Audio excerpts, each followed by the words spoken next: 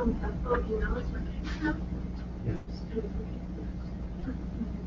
I emailed a link to you because I was reading an article and it was like something about the Hmong society and your name was in it and I emailed it to you and asked you if that was you or if it was somebody else. It probably was me. What was the? There was something about like the Hmong population in like the Anoka Hennepin Yes. area. Yeah. And I remember reading, I was like, this is my teacher! Yeah. So I used to work for Anoka, Okay. Anoka County, and I had to report my things. That's funny. That is so funny. Yeah, that was me. Yep. Okay. I was super happy. Yeah, Especially no. first and last name. I was like, Right. oh, this has to be the same. Yeah, no, that's funny. Yeah, I'm famous. Yeah. No, I went to the Hmong exhibit at the Minnesota History Center, Yeah. so that like I was just doing some research on that. Yeah. Yeah, no, the Hmong culture it's really interesting to me that as Americans we don't really know why the Hmong are here, and they were definitely our allies in our Civil War.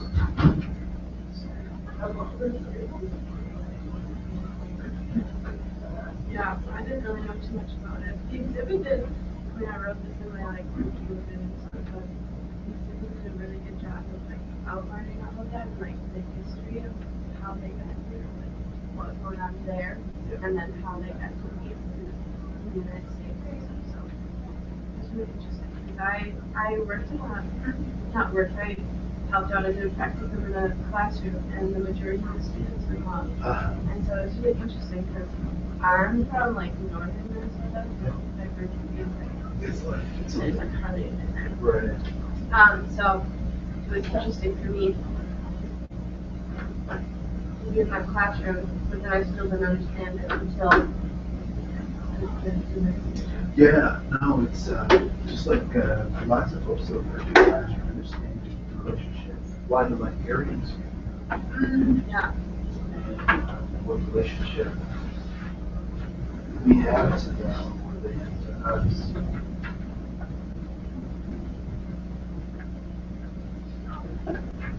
Although, is there a super big population in Minnesota?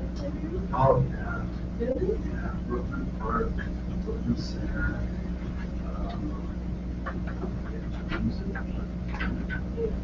Areas.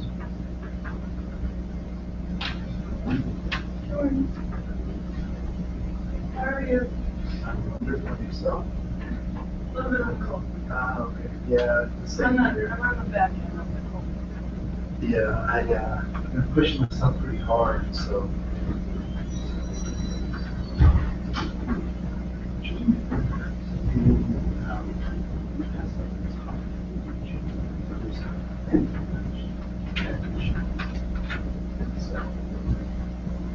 Is the movie done or are we watching it? We're gonna watch the third part today.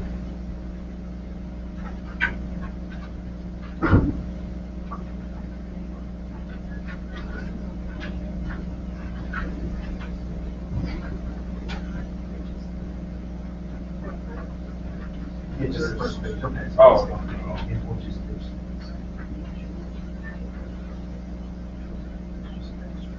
Yes, the extra pages that print.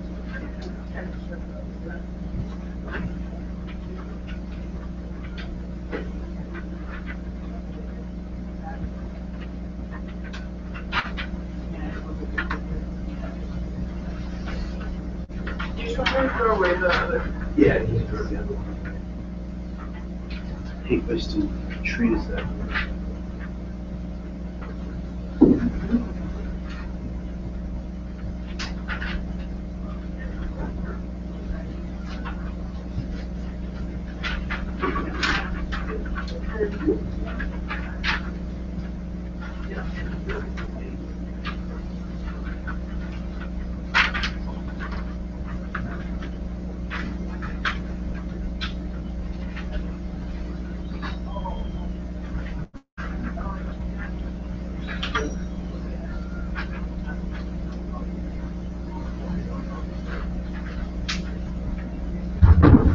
These are just, these all stressed.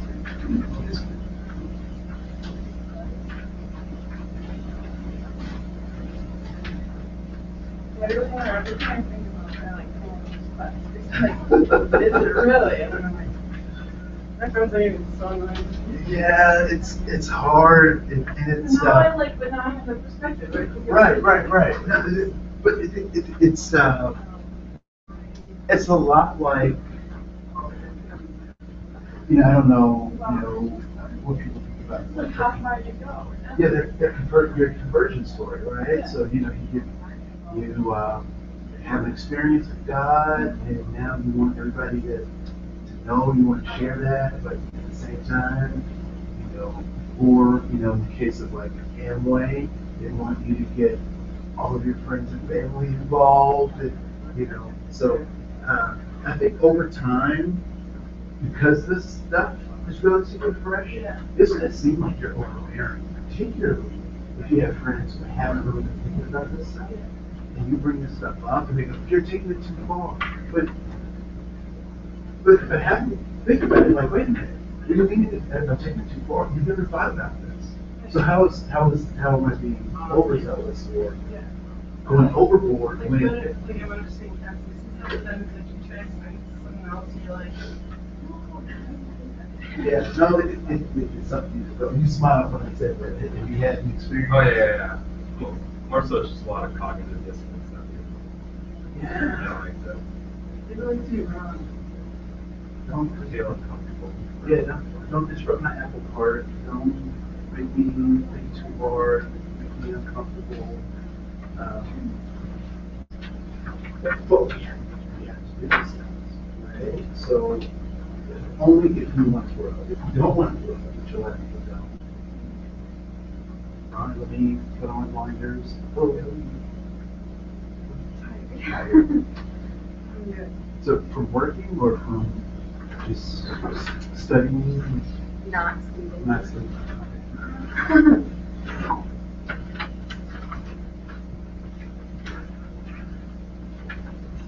Yeah, no, I mean, I'm not sure what your impression is of me, but I will tell you that I was way angrier and way more ferocious in my delivery of this information when I was younger. And after a while, you just kind of learn how to, What to bring up? what to bring up, what not to bring up, how to talk to people about stuff. That's because when you're a little kid, like, you told what, that's kind of what you think. Yeah, well, you have to learn that, right? So there was a woman, an older. I mean, she was 92. She told me that's how I know. And she was looking for yogurt or something. But it was all like, so I helped her get some stuff, and she was like, "You are just such a nice boy, right?" I can't do it. Well, I really could take offense to that, right? And she slapped me on my face, right? But context. It's a 92-year-old lady. I'm sure she sees lots of people, grown people, as boys and girls. And when she was younger, what were terms of endearment for folks, right? So I'm not going to educate this lady. I'm going to take one for the team, so to speak, And treated her really nicely, and helped her get her stuff. So yeah, you can go overboard and be overly sensitive. And I would like to err on that side than on the other side, right? Being mean and considerate. I don't tell this to the rest of the class, but on my Facebook account, I put up a picture of Statue David in the cement statue, famous statue. And but it said, David now returns to Italy after 3 years in the U.S. and he's really bad, like the right. So I thought that was funny because I thought that talked about our excess in American culture, our lack of exercise, and all this kind of stuff. and somebody posted, and so I got like 200 and something likes. I was like, whoa, this is like a lot. It was a lot. But at any rate, so I hit, so somebody put a little side comment in that I think fat shaming is bad. And I was like, fat shaming? I'm not trying to shame that. People just thought it was a funny thing. And then I started thinking about it, and I was like, well, yeah, I mean, we make tons of fun of fat people in ways that we don't make fun of other people. And I said, well, if this was a Native American statue, how would I feel about that? Right? If this was so I made a public apology. I said, you know what, I want to say this was fat shaming, and that's not something I want to be a part of, and I will be taking this post down. And I left it up for a little while so that all those people who saw the comment could know that I'm going to take it down. And then I'm waiting for somebody else to comment, because when they comment, it goes back out. And then when they commented that after I posted it, then I took it down, because it wasn't that shaming. And I also put before I took it down, I said, it's really great to know that the diversity trainer has work to do too.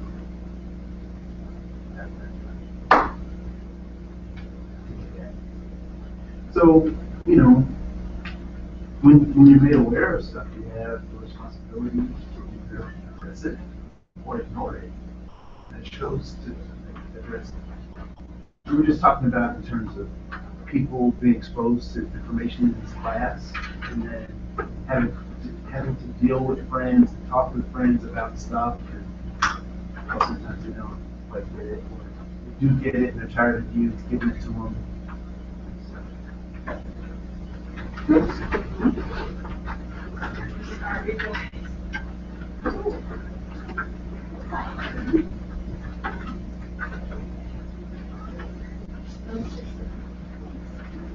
I'm sorry, it's really tight.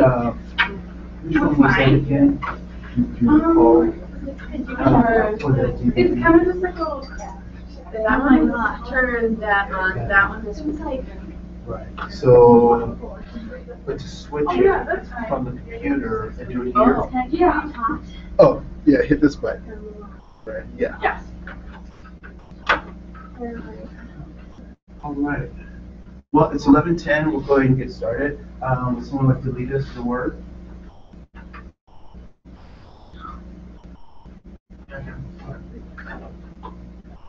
Father in heaven, thank you for another great day here.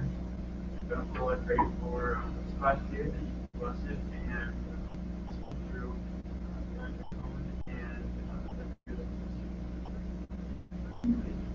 So, I don't want to talk too much. Put some stuff on your paper, at your desk, which you just kind of look at, think about, talk about. One is the 10 things we should know about race.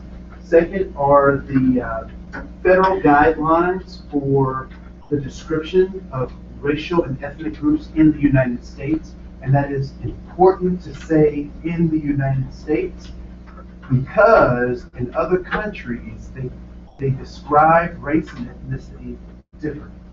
And we'll kind of talk about why. The other is a cultural spectrum in terms of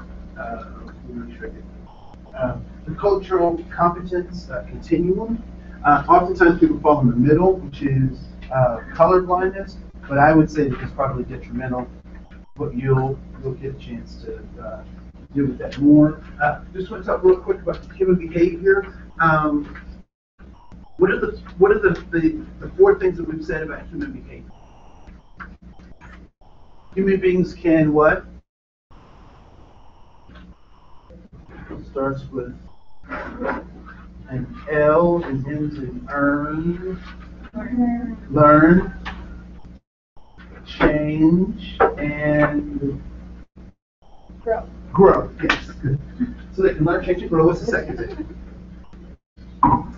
People do what they think works. People do what they think works. Why? Because it's worked in the past. Number 3. All behavior is goal directed. All behavior is goal-directed. So people do things for a reason, a purpose or a reason. And then 4th, Attitude is reaction. attitude is reaction to a goal. I'm going to hang our hat on this one, on number 3. I'm going to hang our hat on number 3. All human behavior is goal-directed, right? So we've talked about this idea of race in terms of the biological piece. So race was made by whom? Us. Us being who? Society, right? So more importantly, I'd like to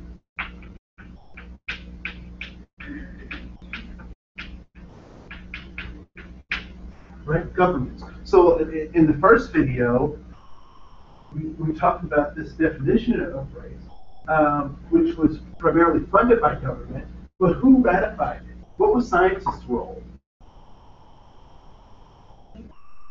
To what? To try to prove, right? To support what the government was trying to say in terms of its construction of this idea of race, right? And so when we talk about this idea of, science and scientists, what do we know about observers? They are biased, right? And what is their bias? Depends on what they're observing. So it depends on what they're observing, but where does their bias stem from? From their personal experiences, right? So I judge a thing outside of myself based on my experience, right? So everything that I observe will be biased because I come from a context that is a particular context. Can I be objective? I can't truly. I can't truly be objective, right? Because I come from a context. All right. So there's that. Remember we talked about dominant group and target group a little bit, and their access to power. And the way we're talking about power is that power is access to goods, jobs, services, and money. That's social power, right? In science, we talk about power as what? The ability to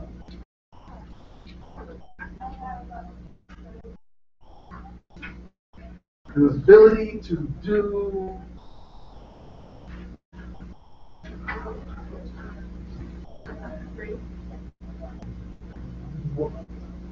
well, yes, very good, right? So power is the ability to do work. So what do we need in our society to get things done, to do work? We need access to job services and money. Dominant group has easy access, target group has limited access. All right. So those were the notes I wanted to just kind of go over as we set this piece up about the house we live in, right? Again, I want you to keep in mind this. Number 3, that all human behavior is goal directed. So people do things because there's a goal in mind. All right? So we will change that.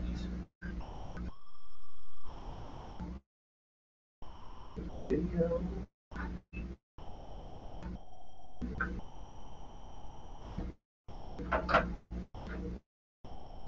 We will catch up on the first video. There are 2 segments that we didn't watch on the first video because I talked too much. I'm trying not to do that today so we can get through the whole thing today.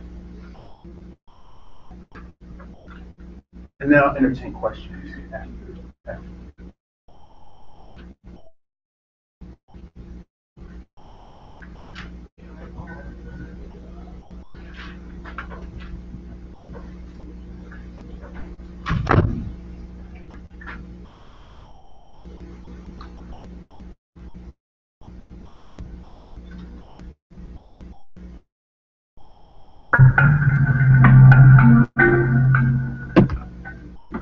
I need to move this, right? Yes. Major funding for this program provided by the Ford Foundation, a resource for innovative people and institutions worldwide. and the Corporation for Public Broadcasting.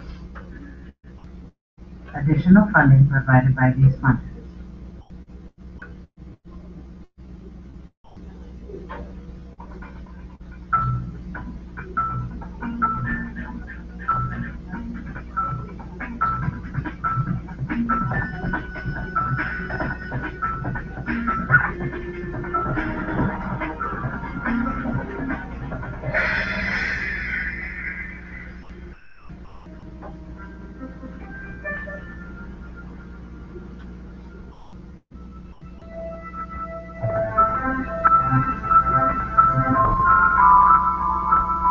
It is all around us. It is an illusion and yet profoundly real.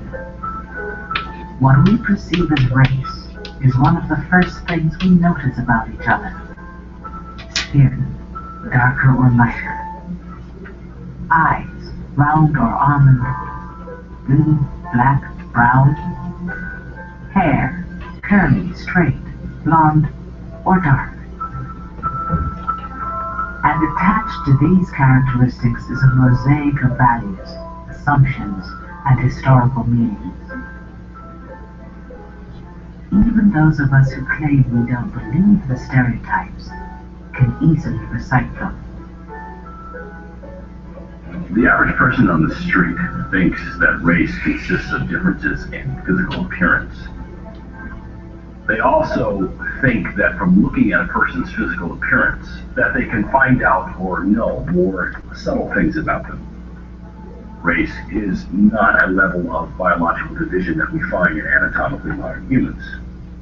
There are no subspecies in the human beings that live today.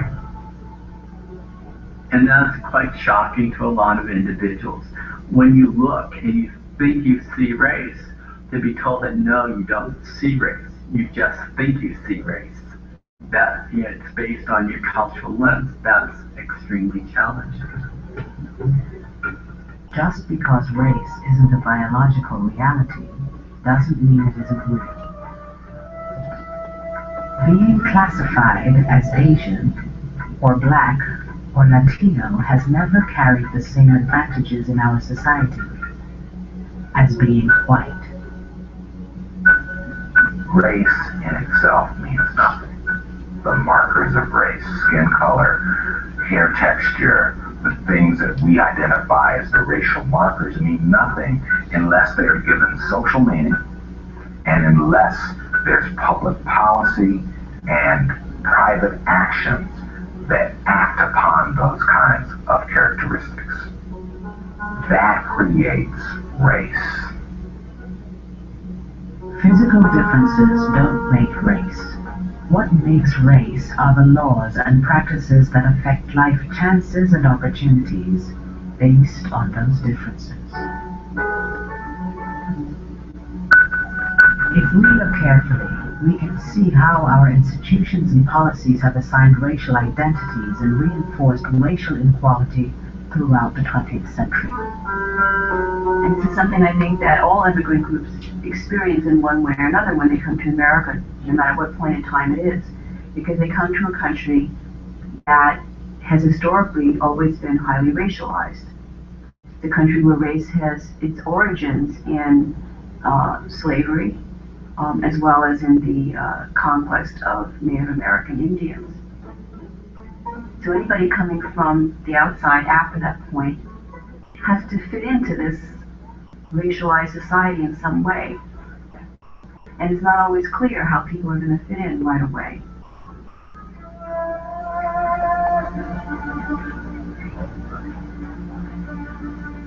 At the start of the 20th century, as millions of immigrants arrived from all over the world, lawmakers and social scientists debated how all of them, including the new European arrivals, would fit into the hierarchy of races already here.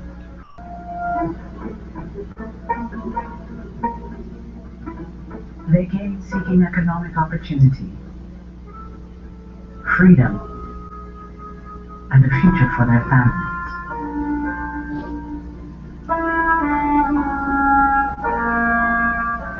Our the 23 million newcomers between 1880 and 1920, the vast majority were from Eastern and Southern Europe.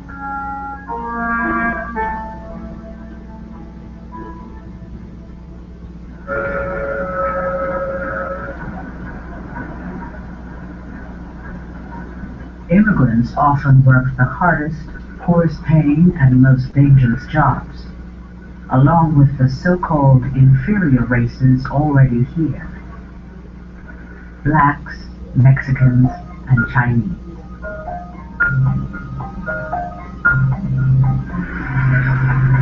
Cities with enormous slums developed as the ugly side of industrialization.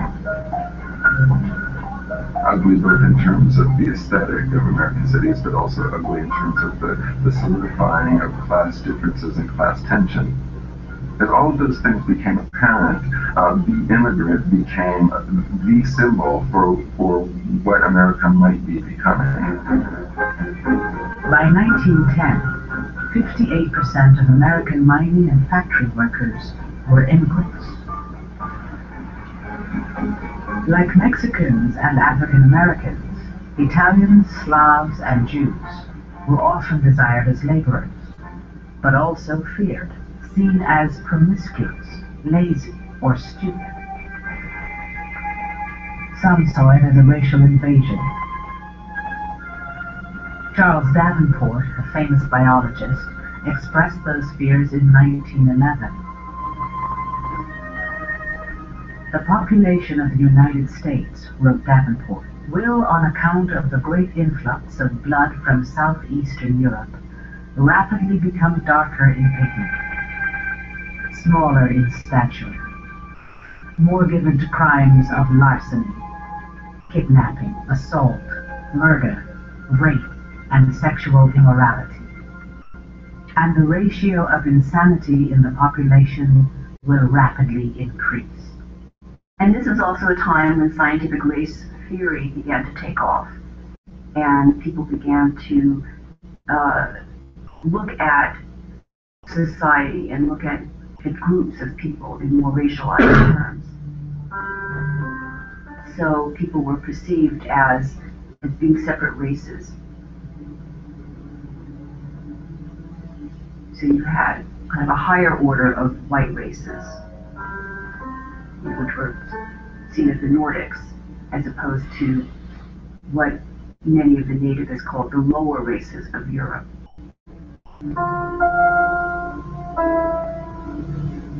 There are various groups like the American Breeders Association, the Eugenics Research Association, who not only are doing research on various racial types, in this case, Hebrews, Slavs, Mediterraneans, what we would call now the Caucasian race, would break it down to 35 or 37 or 45 races for study.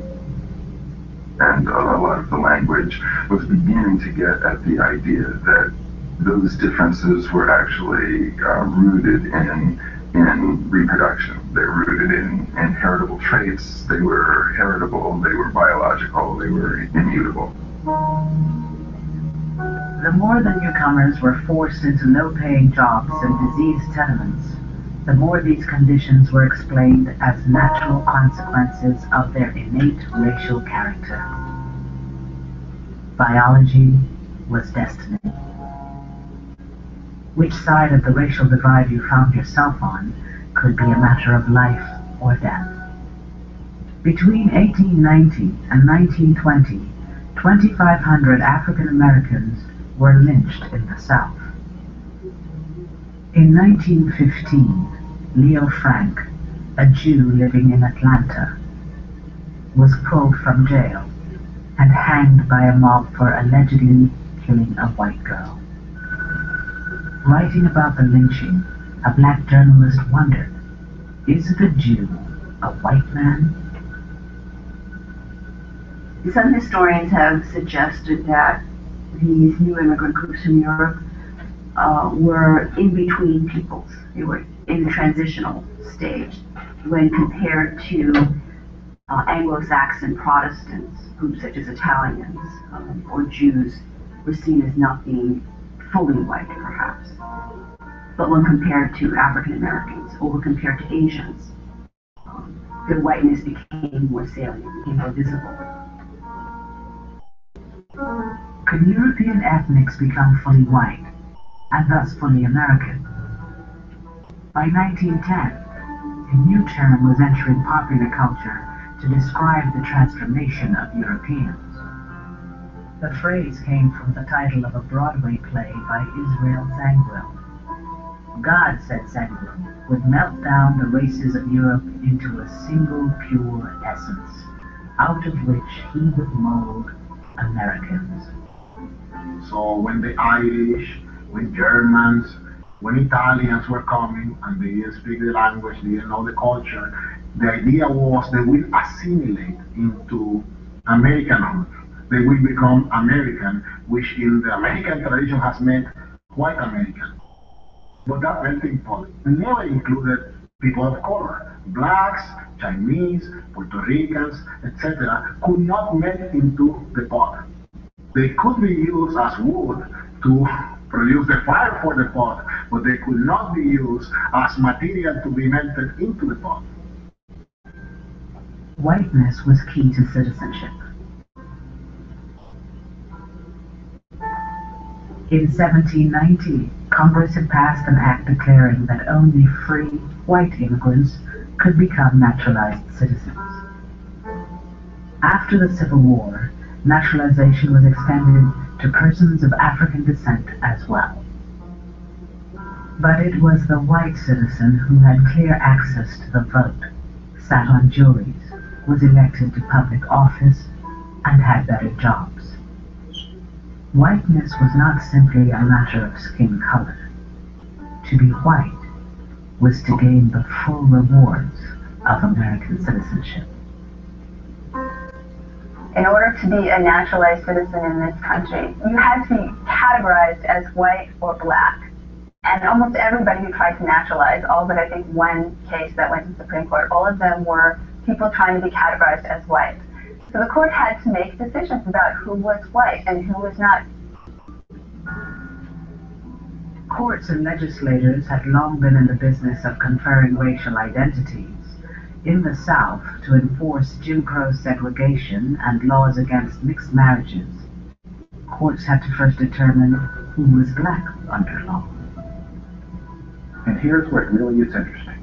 You got some places, for example, Virginia law defined a black person as a person with 1/16 African ancestry. Now, Florida defined a black person as a person with 1/8 African ancestry. Alabama said, you're black if you got any black ancestry, any African ancestry at all. But you know what this means? You can walk across a state line and literally, legally change race. Now, what does race mean under those circumstances? You give me the power, I can make you any race I want you to be, because it is a social, political construction. In 1909, American courts had that power. That year, the U.S. Court of Appeals in Massachusetts ruled that Armenians, often classified as Asiatic Turks, were legally white. If Armenians could be designated white, what of the other so-called Asiatic races? Filipinos, Syrians, the Japanese. Could they also petition successfully to be designated white by the courts and thus become Americans?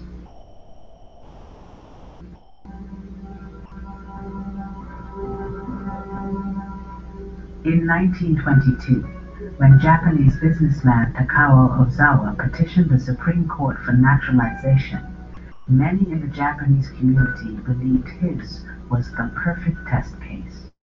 Takao Ozawa came from Japan, went to the University of California at Berkeley for a few years, then moved to Hawaii where he had a family, and he applied to become a naturalized citizen in 1915. My father wrote his own brief and everything, and he was really devoted. He wanted to become an American citizen. and nothing would stop him. He was determined. Japanese growers in California watched Ozawa's case closely. By 1920, a series of alien land acts prohibited many non-citizens from owning or leasing land. Without a legal designation of whiteness to make them citizens, Japanese immigrants could not have the full protection of American law, no matter how long they lived in the country. In his brief, Ozawa argued that his skin was as white as any so-called Caucasian, if not whiter. But he made a much more important second argument. But his second argument was that race shouldn't matter for citizenship. What really mattered was a person's beliefs.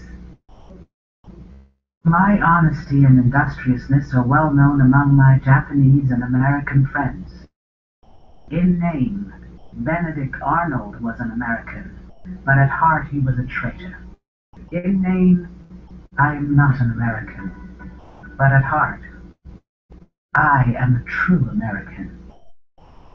The articles would come out in the paper.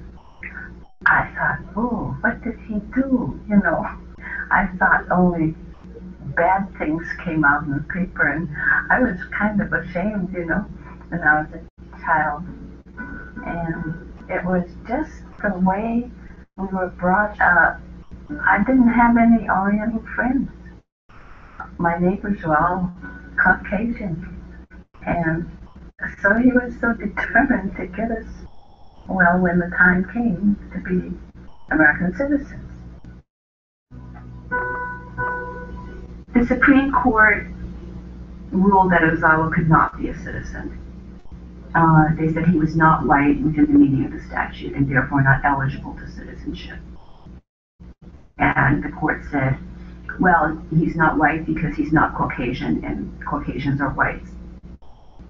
He did everything right. He learned English. He had a lifestyle that was American. He went to Christian church on Sunday. He dressed as a Westerner. He brought up his children as Americans. He did everything he was supposed to do. And yet he's told that he can't be a citizen because he's not white. The court ruled that according to the best known science, Ozawa was not Caucasian, but of the Mongolian race.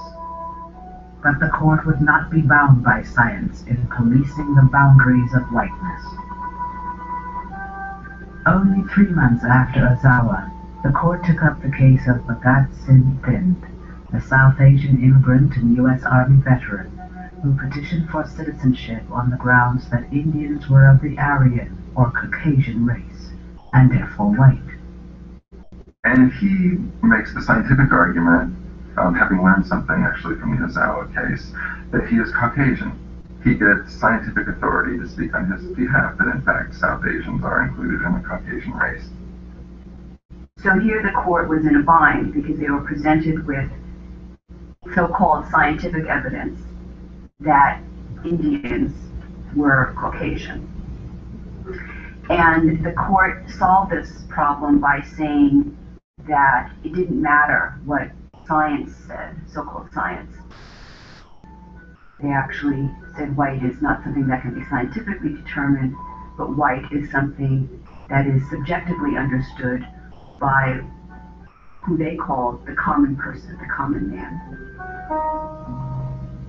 It may be true, reasoned the court, that the blonde Scandinavian and the brown Hindu have a common ancestor in the dim reaches of antiquity, but the average man knows perfectly well that there are unmistakable and profound differences between them today. The same court that used science to determine whiteness in Ozawa 3 months before now refuted its own reasoning in Thind. Thind might well be Caucasian, the High Court said, but he was not white. The justices never said what whiteness was, only what it wasn't. Their implied logic was a circular one. Whiteness was, what the common white man said it was.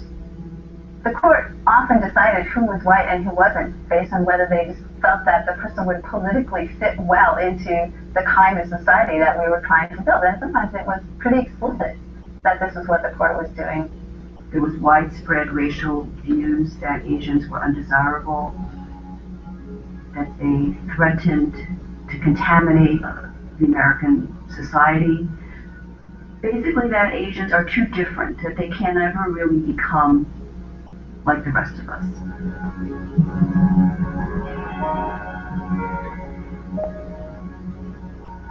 The consequences of the unanimous verdict in U.S. versus Finn were catastrophic for the Indian community. South Asians who had naturalized before the verdict were stripped of their citizenship and property. Vaishno Das Bagai was a successful merchant who fled British tyranny in India to raise his family in a free country. After his American citizenship was revoked, he took his own life. He left a suicide note for his family and another for the public. But now they come and say to me I am no longer an American citizen. What have I made of myself and my children? We cannot exercise our rights. We cannot leave this country.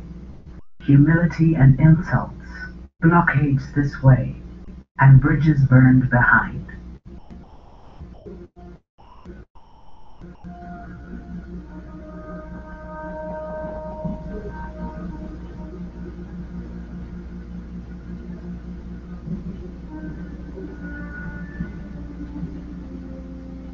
For the Japanese community, the verdicts in the Ozawa and Finn cases were equally devastating.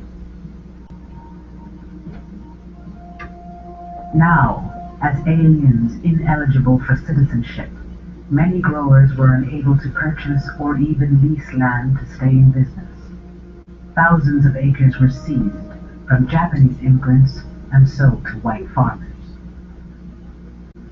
By the time the racial requirement for naturalization was finally removed in 1952, Takawa Ozawa was long dead.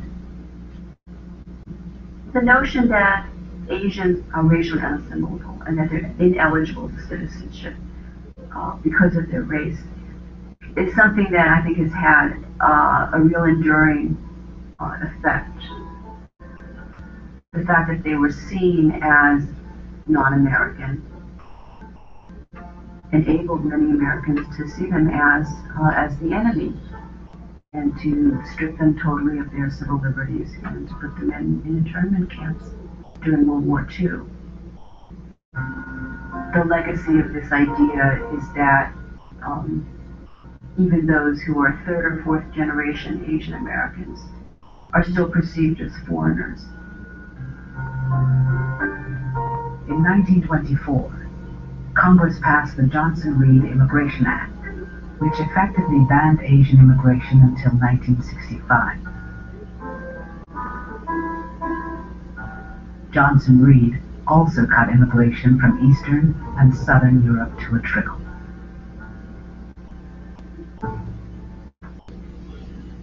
Your blood's the same as mine. Mine's the same as his. Do you know what this wonderful country is made of? It's made of... World War II found the U.S. at war with Nazi Germany and Japan. Films like the 1945 Oscar-winning short, The House I Live In, called for national unity and ethnic tolerance. What is America to me? And these other distinctions which had carried so much power in an earlier period, Celt, Slav, Anglo-Saxon, started to fade away. They had no purchase because those distinctions didn't seem to hold the key to any social questions that were worth answering anymore. The more important and more pressing political social questions seemed to hinge on black and white.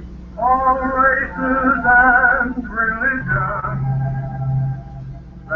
Sinatra's song was one of tolerance, but the line that sang of "my neighbors black and white" was cut from the film.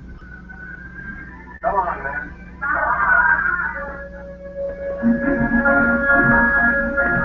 European immigrants were learning that whiteness was more than skin color. It was the privilege of opportunity, and above all, exclusive. There's this whole very standard narrative of the European mobility model.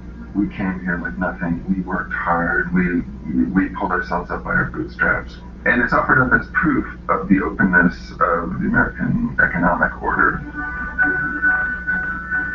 Left out of the bootstrap myth of European ethnics was access to opportunities close to non-whites.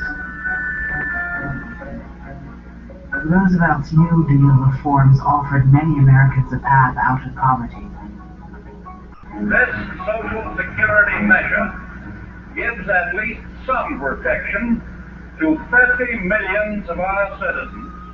But the original Social Security program excluded farm workers and domestics, most of whom were non-white. And many unions locked blacks and Mexicans into low-paying jobs, or kept them out altogether. But perhaps the best example of how European ethnics would finally gain the full benefits of whiteness came with an innovation in housing at the end of World War II.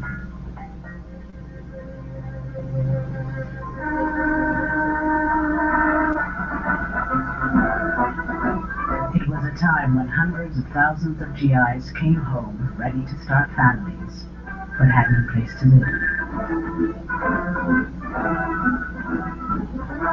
Living space was at a premium. In the Bronx, they tried building Quonset huts, and they turned to slums. All the Quonset huts had just disintegrated. There were two families sharing a hut. One family at one end, one family at the other, and before you know it, they were awful. FHA came to the rescue by ensuring long-term, low monthly payment mortgage loans. Veterans needed homes for families. They turned to a revolutionary New Deal housing program. It would racialize housing, wealth, and opportunity for decades in ways few could have imagined. In the 1930s, the federal government created the Federal Housing Administration, whose job it was to provide loans, or the backing for loans, to average Americans so they could purchase a home. Due to the stimulation of the National Housing Act, from every section of the country come reports of vastly... In order to purchase a house in America prior to the 1930s, you had to pay 50% of the sales price up front. The new terms of purchasing a home was that you put 10% or 20% down, and the bank financed 80% of it, not over 5 years, but over 30 years, at relatively low rates. This opened up the opportunities for Americans to own homes like ever before. The average person could own that home. If these terms sound familiar, they should, because this is essentially the same financing scheme that allows most Americans to own their homes today. Federal programs and banks sank millions into the home construction industry. Their message to veterans: you can afford a new home. Buy a new home now.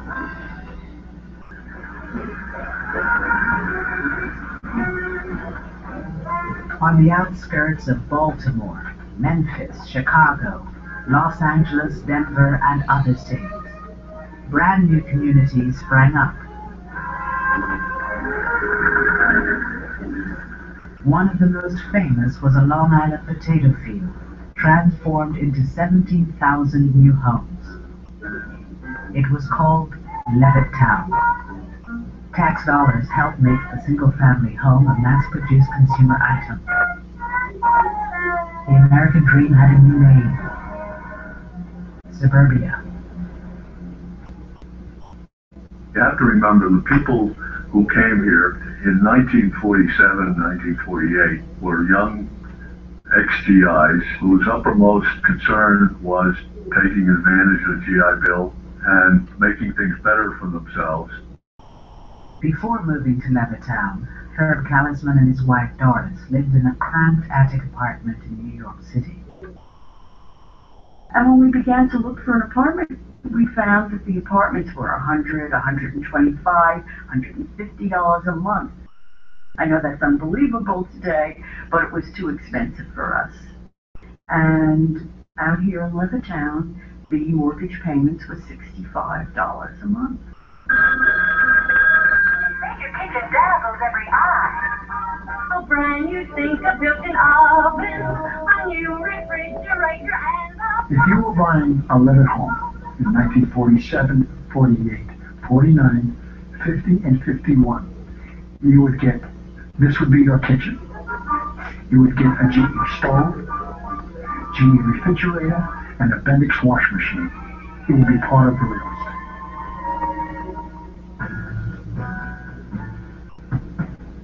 We came to Levittown and we found the model house, and we walked in and we looked around, and of course in the eyes of a young man who was raised in the ghetto, so to speak, it was an interesting experience, interesting lifestyle, seeing all the new modern conveniences, very fascinating.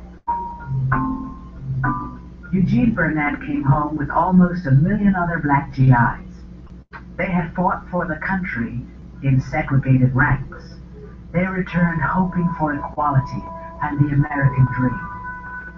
For many, that dream was a new home for little money down and some of the easiest credit terms in history. I went up to the salesman. We're interested in your home, we're interested in buying one, and what is the procedure? Is there an application to be filled out? So forth. So he looked at me, looked around, and he said to me, he says, listen, it's not me, but the owners of this development have not as yet decided to sell these homes to Negroes. It was as though it wasn't real. You can't imagine. But for someone to come out and actually tell you that they can't sell to you, you know, I was really on a, oh man, look at this house. Can you imagine having this? And then for them to tell me because of the color of my skin, I can't be a part of it? The FHA underwriters warned that the presence of even one or two non-white families could undermine real estate values in the new suburbs. These government guidelines were widely adopted by private industry. Race had long played a role in local real estate practices. Starting in the 1930s, government officials institutionalized the national appraisal system, where race was as much a factor in real estate assessment as the condition of the property. Using this scheme, federal investigators evaluated 239 cities across the country for financial risk. So that those communities that were all white, suburban, and far away from minority areas, they received the highest rating, and that was the color green. Those communities that were all minority or in the process of changing, they got the lowest rating, and the color red. They were redlined. As a consequence, most of the mortgages went to suburbanizing America, and it suburbanized it racially. The racial logic adopts the principle that an integrated neighborhood is a bad risk, is a financial risk, that an integrated neighborhood is likely to be an unstable neighborhood, unstable socially, but therefore also unstable economically.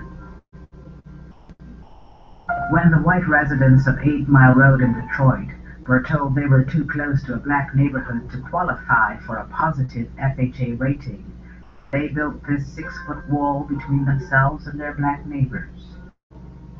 Once the wall went up, mortgages on the white properties were approved. Between 1934 and 1962, the federal government underwrote $120 billion in new housing. less than 2% went to non-whites. I can understand an individual, depending on his environment or his family or whatever, being racist, but for your country to sanction it, give him tools to do that, there's something definitely wrong there.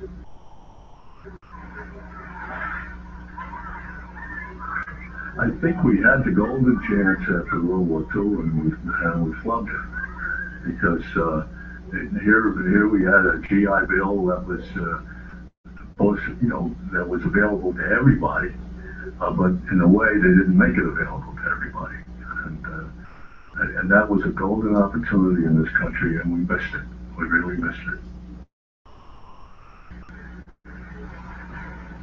You can always tell, can't you? A town with good real estate people is a more substantial community because more people own their own homes. That's right. And now it's so hard to believe that the federal government nationalized and introduced redlining.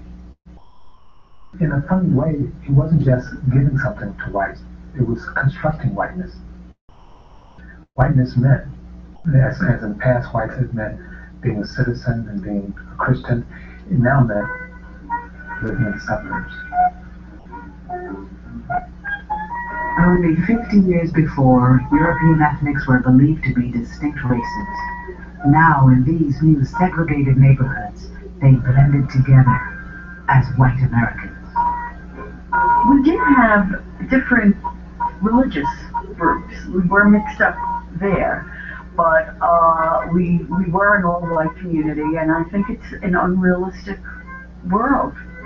I think there's something sterile about everyone being on the same economic level and everyone being the same color.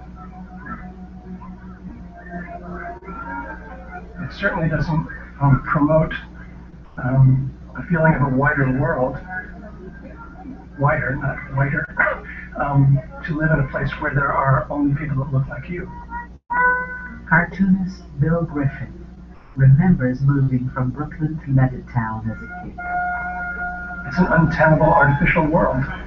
You're creating a weird utopia in a way.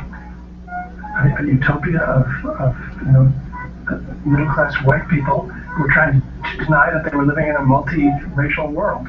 And how long can you keep that up? And you can't keep that up forever.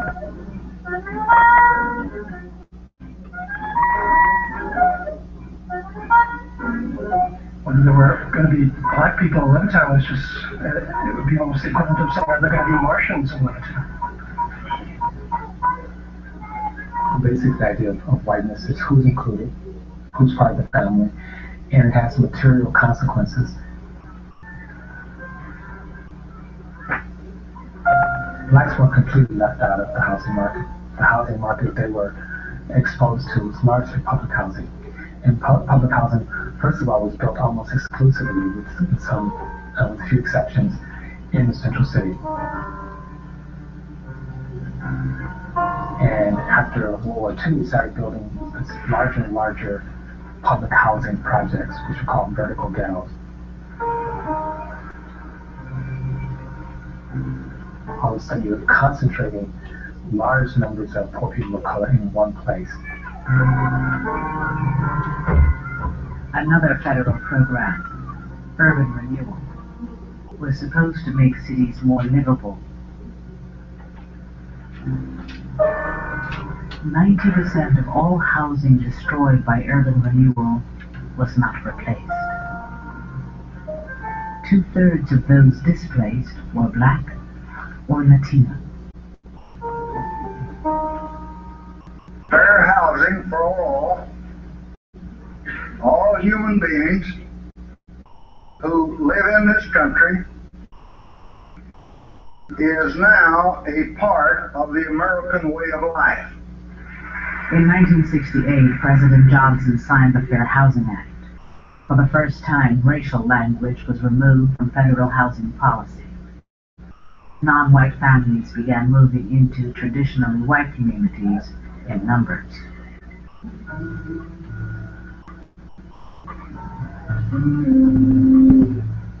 We lived in an apartment or two. two-family house in Queens, and when we came here, it was the first time we bought a house, and I was looking for everything in the storybook. The Frisbees moved from Queens to suburban Roosevelt, only a few miles from Levittown. Like the Frisbees, many non-white families would discover the economic value of race in the real estate market. They watched as their homes and neighborhoods in suburbia declined precisely because they had moved into them.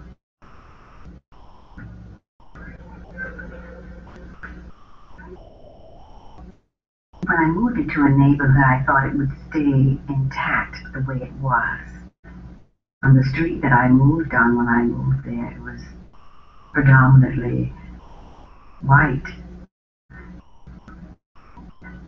Within 2 years, it was predominantly black. It was called blockbusting. Real estate agents preyed on the racial fears of white homeowners to get them to sell their homes quickly for less than market value. The homes were resold to non-whites at inflated prices. Well, they would say, you know, we're having black people move in. Now, I will give you cash if you want to sell me your house. Do you want to stay with black people next door to you? And that's the way it went on. And as Bunny said, a lot of the people just said, yes, I'll take the money and run. And that's the start of the white people leaving. As more black and Latino families moved to Roosevelt, real estate became more and more depressed, just as the FHA had predicted. But why? I have an idea my house is probably worth around 120 in this town. But what it would be worth in Wantor or Garden City or some other place, probably around 200,000 or better. And now you're talking about 80,000. You said to me one time about why do people dislike the blacks? Well, money-wise, there's a reason. Not that you dislike the blacks so much, but you dislike what happens when a community turns from white to black. It wasn't African Americans moving in that caused housing values to go down in Roosevelt and other neighborhoods. It was whites leaving. When a neighborhood, a previously white neighborhood, starts to integrate, even if individual whites don't have personal or psychological animosity or racial hatred, they still have an economic incentive to leave because they recognize that others might make the same calculation and leave first. So you get a vicious circle where whites calculate that other whites are going to sell when a neighborhood integrates, therefore they want to sell first to avoid losses, and they actually make it happen. They make white flight happen. And if you think about African Americans, if African Americans are 20% of that market, it means that 80% of the people are not looking in those places for homes. So the prices of those homes declines or stays stable. And banks contribute to this by continually making loans in regions that are on the rise, white communities, and making it difficult to get loans in black communities. So there's a difference. There's a lack of symmetry that's important to keep in mind. So it's not the same when whites are all by themselves. Because when they're all by themselves, they're taking all the resources with them. They're taking all the amenities with them. But when blacks are by themselves, they can't get loans. They don't have decent tax base. There are no jobs, and then that becomes associated with black space. In the end, what happened to Roosevelt happens in many neighborhoods when white families and businesses flee. The tax base eroded, schools and services declined. The town was seen by county officials as a legitimate dumping ground for welfare families. At one point, we had explicit laws that says whites are on top, blacks are on the bottom. Today we have many of the same practices without the explicit language. And those practices are largely inscribed in geography. And so geography does the work of Jim Crow laws. So many people are confused as why after 50 years of civil rights are our schools still segregated? Why are our housing markets still segregated? Why are our jobs still segregated?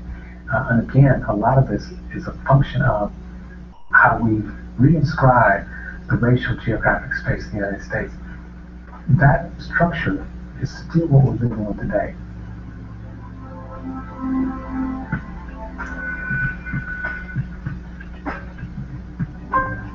As homes in white communities appreciated and valued, the net worth of these white families grew. For most non-white families who stayed in urban neighborhoods, the housing market open to them in the 50s and 60s was largely a rental market. You don't gain equity by paying rent. Where one's family lives in America is not just a matter of taste and preference. You have the issue of housing and wealth. The majority of Americans hold most of their wealth in the form of home equity. So that's their nest egg. That's how they can finance the education of their offspring. That's how they can sort of save up for retirement. It's their savings bank, right? They're living in their savings bank. My family, like a lot of families in Detroit, struggling to buy a house. You had a dual housing market, one white, one black. A housing market with one with a lot of demand, another housing market with very little demand. My father lives in the house that I grew up in. The house today, 5-bedroom house, is worth about $20,000. That same house bought in the suburbs would be worth today about $320,000. So whites moving to the suburbs were being subsidized in the accumulation of wealth, while blacks were being divested. And these were public policy decisions in which, on one hand, people were given access to property, given title, and subsequently wealth, and on another hand, where people were not given access to property, did not generate wealth, and did not generate the kind of opportunity for the next generation. So if you can get a government loan and with your GI Bill, your newly earned college degree, and buy a house in an all-white area that then appreciates in value, that then you can pass on to your children, then you're passing on wealth that has all been made more available to you as a consequence of racist policies and practices. To this child of that parent, it looks like my father worked hard, bought a house, passed his wealth on to me, made it possible for me to go to school, mortgage that house so I could have, a relatively debt-free college experience and finance my college education. How come your father didn't do that? Well, there's some good reasons why maybe your father had a harder time doing it if you're African American or Latino or Native American. And the thing that's really slick about whiteness, if you will, is that most of the benefits can be obtained without ever doing anything personally. For whites, they're getting the spoils of the racist system, even if they're not personally racist. To glimpse one of the far-reaching consequences of racial inequality, you need only consider one statistic: comparative net worth or wealth. If you add up everything you own and subtract all your debts, what's left is your net worth. Today, the average black family has only 1/8 the net worth or assets of the average white family. That difference has seemingly grown since the 1960s, since the civil rights triumphs, and is not explained by other factors like education, earnings rates, savings rates. It is really the legacy of racial inequality from generations past. No other measure captures the legacy, the sort of cumulative disadvantage of race, or cumulative advantage of race for whites than net worth or wealth. Even with the same income, white families have on average twice the wealth of black families. Much of that difference lies in the value of their homes. But what happens when we compare families along the color line who have similar wealth? When you make the right comparison, when you compare a black kid from a family with the same income and wealth level as the white kid from the similar economic situation, rates of college graduation are the same. Rates of employment and work hours are the same. Rates of welfare usage are the same. So when we're talking about race in terms of a cultural accounting of these differences or a genetic accounting of these differences, we're really missing the picture because we're making the wrong comparison.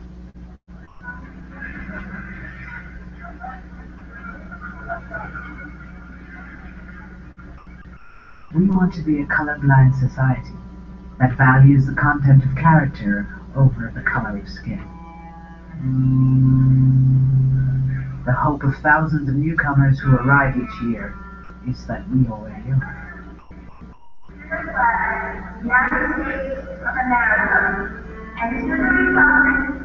I don't see color. I see people. The saying goes. There are people from 100 other nations who look different from you.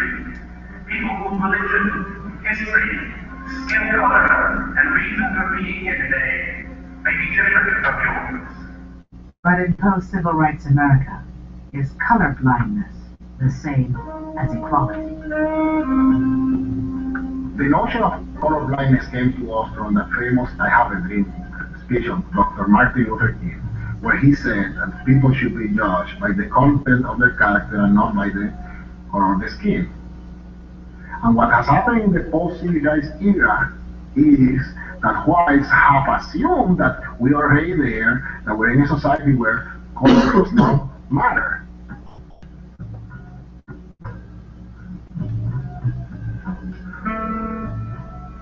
On the one hand, the civil rights era officially ended inequality of opportunity, officially ended de jure legal inequality. At the same time, those civil rights triumphs did nothing to address the underlying economic and social inequalities that had already been in place. It doesn't recognize the fact that the rewards, the house, the Lexus, the big bank account, those are not only the rewards of the pot of gold at the end of the game, they're also the starting position for the next generation.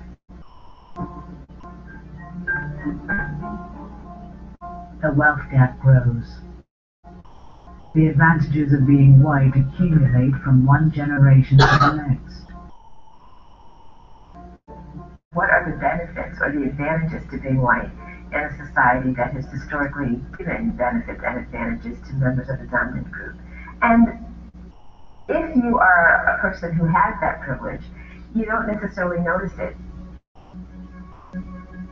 Until we recognize that there's really no way to talk about equality of opportunity without talking about equality of condition, then we're stuck with this paradoxical idea of a colorblind society in a society that's totally unequal by color. Claiming we don't see race won't end racial inequality. As Supreme Court Justice Harry Blackmun said, to get beyond racism, we must first take account of race. There is no other way. And just as we're born into the system, we don't ask to be loaded up with stereotypes or omissions or distortions when we come into the world. We don't ask to be in a structure which is unfair, but that's what we have inherited. Whether you identify as a person of color, whether you identify as a white person, it doesn't matter. I think we have to be uncomfortable with the present racial arrangement. In a sense, I think we have to be willing to be uncomfortable, willing to demand more of ourselves and more of our country, and willing to make the invisible visible. I think we all have to think about, what can I influence? I don't influence everything, but the things I do influence, I can think about, how am I making this a more equitable environment? I can ask myself, Who's included in this picture and who isn't? Who's had opportunities in my environment and who hasn't? What can I do about that?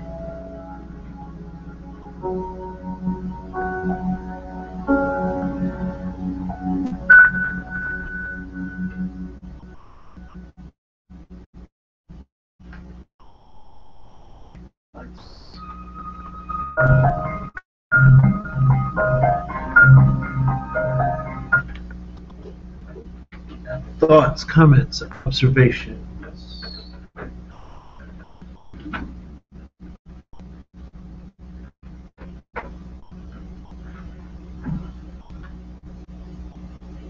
Still a long way to go. So, I mean, a lot of these things that they're talking about still exist today. Could say inequality. For me, just for example, say like Minneapolis, I think 62% roughly of black students attend high poverty schools. Yep. Compared to 10% for kids. I believe it is. So, even as far as education stuff today, And what very unfair. Yeah, what does that mean? You attend a high poverty school with the system of education we have is kind of yeah, one by test scores and doing well. I mean, textbooks are I would say by 20 years. That's for sure. Teaching extra programs to help people outside of school. So whose fault is that?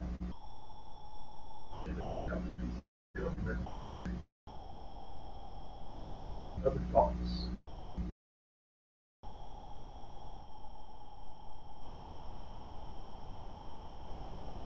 I know we all didn't come to this place, but where you grew up, was there a hood on the bad side of town, or anybody have that? Raise your hand if you had. If where you come from, there was a bad side of town. What was that kind of called? That, I mean, what were the names? Was it a specific place? Did it have a name? What was this specific? Well, my son is Beaver Dam, South Beaver Dam. South Beaver Dam was the bad part of town. Okay. Other folks? I was next to the reservation, So the reservation, or what they call it, the Reds? Correct. Okay, so the Reds, other folks. It's kind of like a neighborhood, but it was just the idea of like, but So it they was called really it- not like super low income, but it was low income. It was lower income compared to other places, so they called it the ghetto. Or even though historically that might not necessarily be true, but in people's minds, that's what they call that lower income area. All right. Other folks.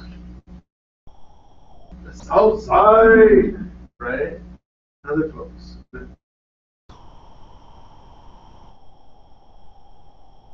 Yes.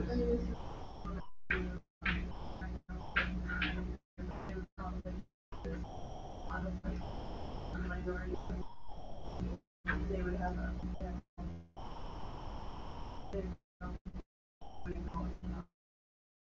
Okay. Yep. Yeah. No. That's funny, right? So they had a hallway called Africa, and you didn't go in that hallway. If you so my brother. So in our high school, they had torn our high school down since hurt my heart. But there was the old building and then there was the new building. And what they tried, part of the reason they tore it down was because it was a hodgepodge, right? So they kept adding things to this building and it just overall didn't make sense. So they ended up tearing it down and trying to build it back. Anyway, so there was a hallway on the back part where they had, and this was back in the day when you had typing class. You had home ec, you had shop, right? So that was the part of the building, and that was a newer part. So they had carpet and they had air conditioning in the classrooms. The older part of the building, where most of the regular classes were, we didn't have that stuff. Well, they also put with shop and all that stuff were very vocational things. They also put the kids with learning disabilities around there too, because it was back in the day when it was kind of vocational stuff. And so that was the part of the school that was carpeted. And so those kids became known as the carpet kids. And that's what we call carpet kids. Yeah, it's something like that, right? So what does that have to do with what I'm talking about? So one of the things that we have to understand is this idea of wealth. And what is wealth? What is wealth? It's money. Yes. Okay, we'll get to net worth in just a second. Well, what is wealth? Okay, we can include power. We can include power. Yeah. What's the difference between being rich and being wealthy?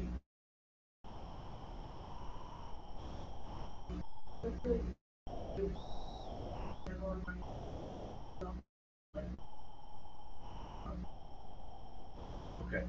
So wealth is passed on. I'm rich. Woo, woo. My kids will be wealthy. Okay. So I'm setting myself up to have a legacy of wealth. Now, great job talking about net worth. What is net worth?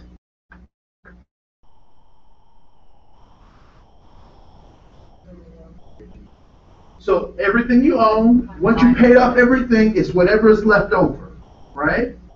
So that includes student loans, it includes mortgage, it includes cars, you pay all that stuff off, what do you have left over, right? Now the interesting thing is, there is typically a relationship between this idea of wealth and net worth. Now, how are schools funded? Taxes from what? What's that? So when I go buy a burger at my favorite joint, they tax me. Does that go to fund schools? No. It is property tax. It is property tax. Now, that bad place of town that you come from, that is either called the res, the ghetto, blah, blah, blah, are property values expensive or inexpensive? It's inexpensive, right? So let's say you can buy a house for $120 in the bad part of town, right? In the good part of town, you could buy it. Yeah. So let's just say 200, right? I'm not gonna make it too big, too crazy. Now, in the bad part of town, what are the schools like? They're kind of run down. Why? Because there's not as much taxes going to pay for those schools. So what do the schools in the good neighborhood look like? They look nice. Why? Because they have more taxes, right? So when we start looking at this stuff in real practical terms, we start to see this idea of wealth and net worth really start to play out in our school setting. Now, what would the knee-jerk reaction be for solving this problem? So I have kids who live in the bad neighborhood with bad schools, and then I see that there is a good neighborhood with good schools. What would my first inclination be in solving this problem? Send the kids to this place. Get them out of here and send them to there. What's the problem? Space, maybe. What's that? Closed districts. Closed districts. What's that? So this value decreases, and this value what? Increases. But what else? These folks aren't ready for these folks. Right? And so we have this stuff that keeps happening. Now, I want to go back to this. Point number 3. This is why I came to this. Why does this neighborhood exist? And why does this neighborhood exist?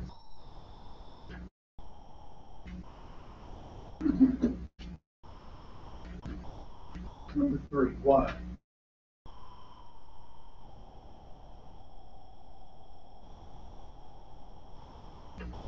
What was the third point of human behavior? Goal directed. So what does that mean? If this neighborhood was created and this neighborhood was created, that means that there's a goal. And that, my friend, becomes the key question. What is the goal of the creation of these two things?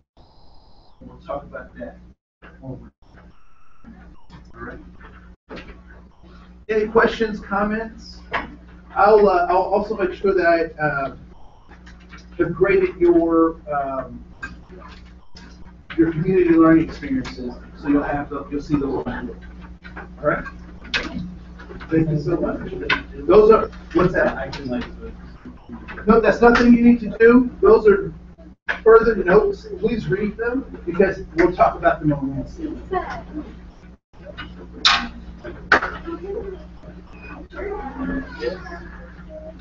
How are you, everyone? Oh. All right. How are you? Good. How was your week? Yeah. It was good. I was out of town. It was a lot of fun. Do you guys have a cabin up there? Live there. I first day volunteered in Abbott. So it took longer to come back. It was a lot of fun. Oh, good. Where are you? Roseville. Yeah, from Roseville. Yeah, it was a really cool program. I love that actually. Yeah, I've never done it myself, so I'm curious to hear what you're. It's really cool. Like I didn't know all the students got in there based on like what they like if they wanted to be in the group. Yeah. If they wanted to be in that. Yeah. So it's like I don't know. And that's always much cooler. Yeah. I thought it was just like I honestly didn't really know anything about it beforehand, so she just kind of explained it to me. And I was like, really cool. Like the students like that's talking like a group of guys, but they all had like their colleges that they want to go to, Oregon, Penn State, Kentucky, and I was like, you guys are like 7th grade. Yeah. Can you give me one favor? Can you pick up the extra handouts? Yeah. No, it's just a really cool program. I had no idea. Like my school didn't really need to have that. So.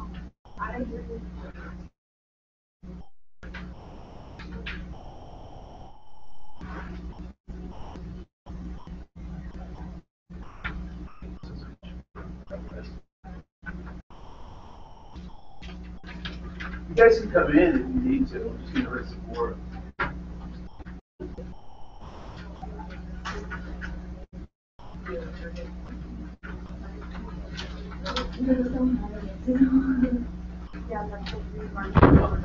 All right. See you Wednesday. All right.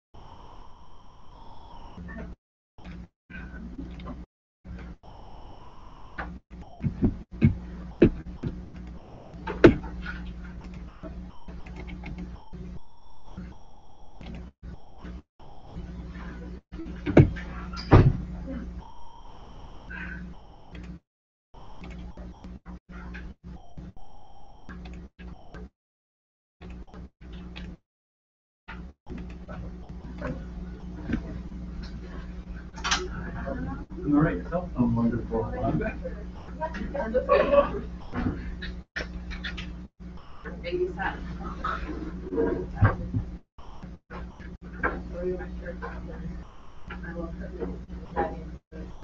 Is that your laptop? Yeah. Was it left? Yeah, I left it in here last Okay, week. I was trying to find whose it was, but I couldn't. Yeah, it made its way home. Yeah, it made its way home, so locked myself off. Oh.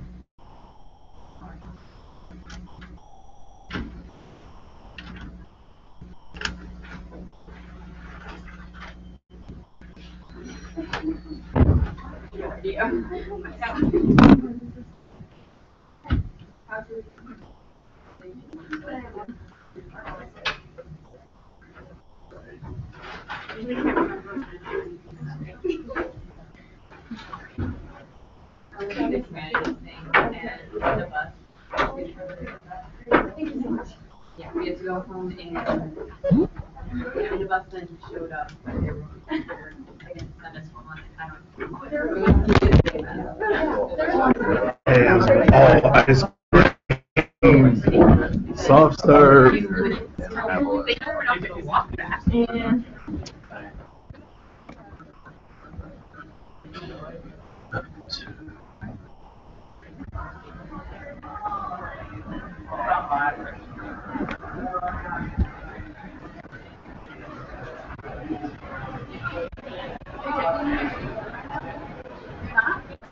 I thought it was like